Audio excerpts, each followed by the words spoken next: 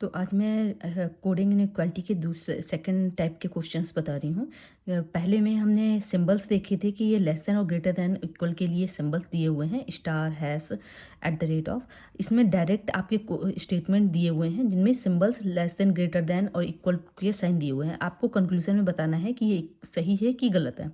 Okay, इसके लिए ज़्यादा कुछ सोचना नहीं है। जैसे फॉर एग्जाम्पल हमने पहले ही देखा A is greater than B, greater than equal to B, equal to C, and दूसरा स्टेटमेंट है B is less than D and D is less than equal to E.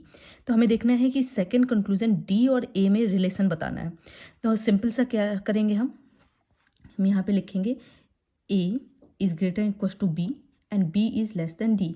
Simple सा है, B में B इससे भी less than है, इससे भी लेस देन है, तो डी और ए के बीच में कोई रिलेशन नहीं होगा, तो ये तो मेरा रॉन्ग हो जाएगा।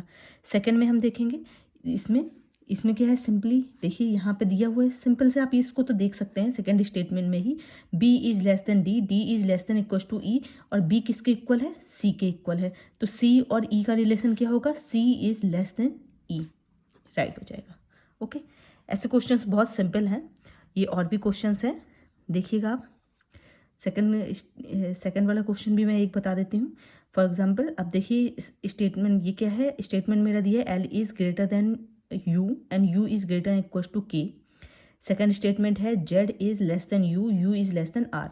अब हमें कंक्लूजन में, फर्स्ट वाले कंक्लूजन में किसके बीच में रिलेशन दिखाना है, एल और जेड के बीच में। यस, तो हम क्या करेंगे, L is greater than U and U is greater then Z. That means directly मुझे दिख रहा है कि L is greater then Z, ये सही हो जाएगा।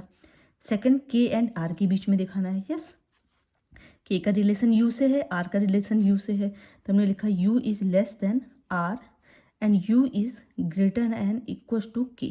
ठीक, तो K is less than are हो जाएगा, इक्वल का तो इससे साइन है, यहाँ तो है नहीं, तो K is strictly less than R, ये भी सही हो जाएगा। Okay, now try all these questions.